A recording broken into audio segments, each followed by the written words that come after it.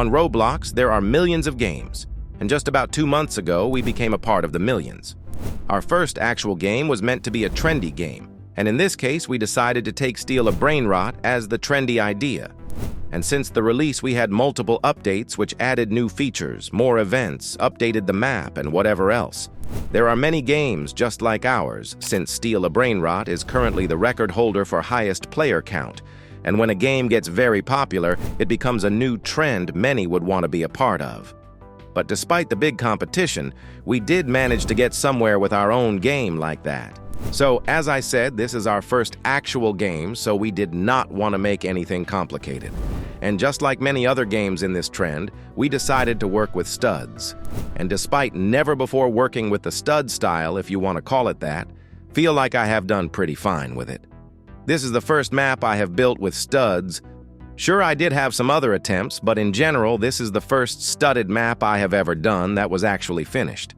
And as for the bases, both me and Kai have put work on them. And as for who Kai is, he's the owner of the studio and is the one who codes everything in the game. Anyway, release aside, let's move on to updates. The first update was Halloween event. Despite it being in the middle of November, we just kinda wanted to make it still. For that, I have built a Halloween version of the map which had some more decorations to it like this. And obviously I made Halloween-themed presents because the game is called Steal a Present. And this update also got 2 new events, and let's just pretend I'm not currently on a Christmas map. Nightmare event, which is more of a purple-colored event, and Cursed event, which is dark green. And fun fact, I'm the one who does lighting for this game. Originally, that wasn't the plan, but Kai wanted me to try out lighting, and so I began to work with lighting. So the Nightmare and Cursed event lighting were my second and third lighting ever, with default lighting being first lighting I have ever done on Roblox. Halloween event ended up receiving a whole 9 new presents, best one being this spider. Originally, the Cauldron and Jack presents actually looked differently. In their updated form, they became more square. And this update actually had 1 scrapped present, the coffin present, simply because it looked boring and not really that good to us. After Halloween, I feel like there wasn't really all that much that was added. Some quality of life changes, such as auto-buy gear, now existed. More events were added and more presents.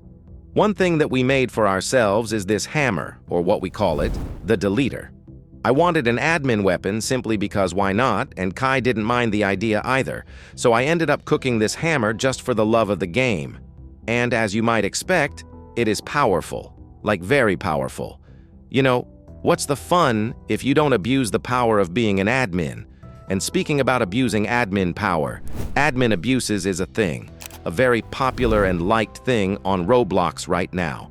And we did do our own admin abuses where we spawned a bunch of events and presents for everyone. At first we were kind of bad, but with time we improved and I sort of became the main host for them. We didn't decide that.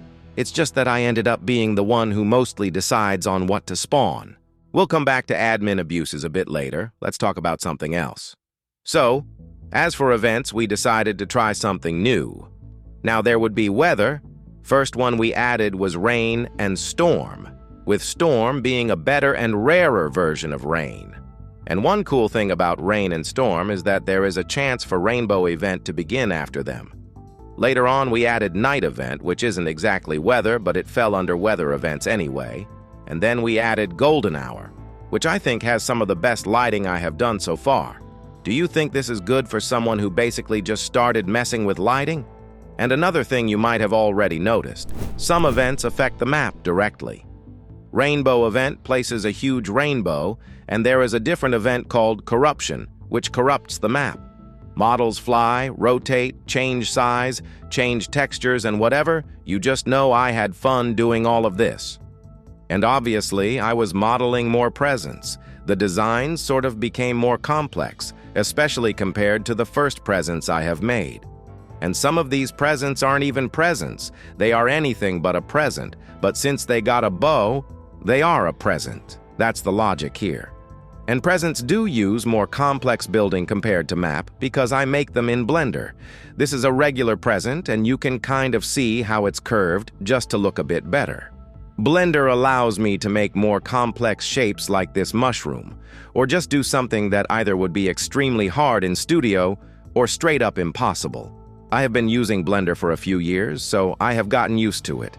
And if you wonder how I made this mushroom or how some other games manage to make blocky models like this, there is a simple way using Blender.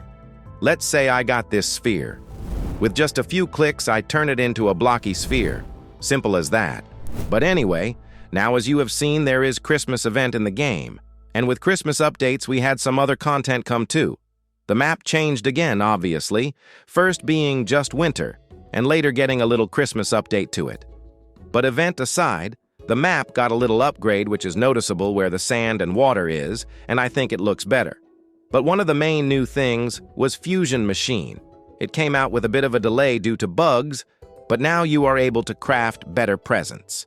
And on Part 2 Christmas event, which came out right as I was working on this video, there is now 3 event fusions, with Sleigh being currently best present in the game.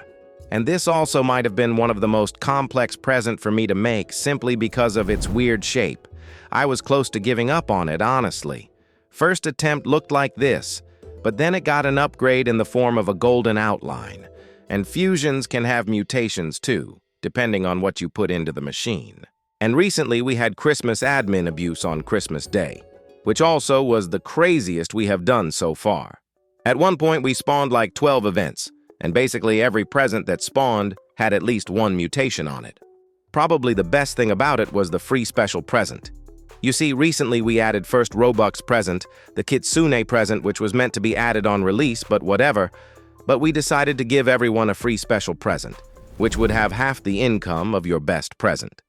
It will still be available for some time after this video is out if you are interested to try the game out. And I mentioned 12 events during admin abuse. Well, this is how it looks like if you activate every single event in the game at the same time.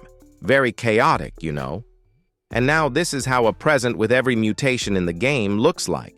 The cool thing about rainbow mutation is that it makes all other mutations rainbow, so because of that it actually looks kinda cool. And this is the strongest present I could spawn with all mutations. Anyway, we still got something that is supposed to be out very soon, Playtime Rewards. And they will feature totems, these things that can activate events when you use them. You can almost start admin abuses for yourself if you collect enough of them. So after updating our game, how did it do while competing with other stealing games? I think it did decent. It got over 110,000 unique players and over 220,000 visits. The group has also gotten almost 1,300 members now. The peak player count was like 370. All thought now it's noticeably lower. The trend itself has been slowly losing popularity, but we also released our stealing game too late. But despite player count slowly going down, we'll still update this game for more or less time. We do also have new game ideas, so we sort of have an idea on what we would want to do after Steal a Present. And since it seems you guys might like these kinds of videos, I'll be making more of them in the future. Anyway, make sure to like and subscribe if you enjoyed this video. I would really appreciate that. You can watch one of these videos while waiting for a new one. They are good too. Link to this game is in description and pinned comment. Merry late Christmas and happy upcoming New Year.